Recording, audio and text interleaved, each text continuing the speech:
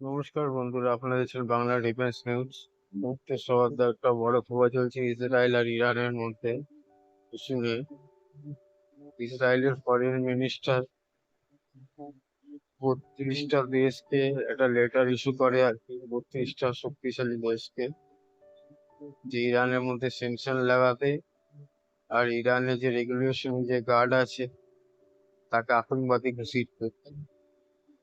এবং ভারতের কাছে এখন আছে ধর্ম সংকটের মধ্যে ভারত, কেননা কার্গিল যুদ্ধের সময় ইসরায়েল ভারতকে অনেক হেল্প করেছে।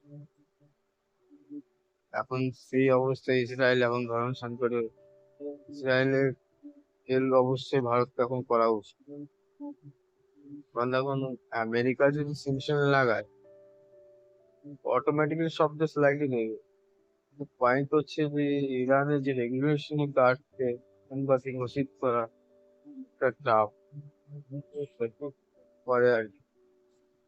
এখন ভারতের ফরেন মিনিস্টার যে কি ডিসিশন নেবে ইসরায়েলের রিকোয়েস্টকে অ্যাকসেপ্ট করে নাকি নেন, ওটা তো অ্যাকসেপ্ট করা উচিত। কেননা ইরান একটু বেশি বার বেড়ে গেছে।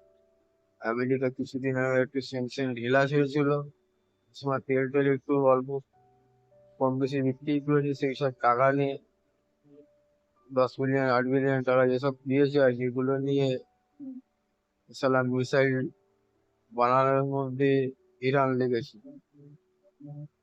একদিনের মধ্যে 100-র উপরে মিসাইল, হাজার হাজার মিসাইল ইসরায়েলের মধ্যে অ্যাটাক করেছে দিয়েছে ইরান। ইসরায়েল একাই 100 আর কি, আমেরিকার জন্য সে ওয়েট করবে না, সুযোগ পেলে ইসরায়েল অবশ্যই ইরানের উপরে অ্যাটাক। যা পরে কথা না, 32টা দেশকে ইসরায়েলের ফরেন মিনিস্টার লেটার ইস্যু করেছে। তার মধ্যে টুইটার আর এক্স, এখন বর্তমানে টুইটারে ইরানি রেভলিউশনারি গার্ডকে আতঙ্কবাদী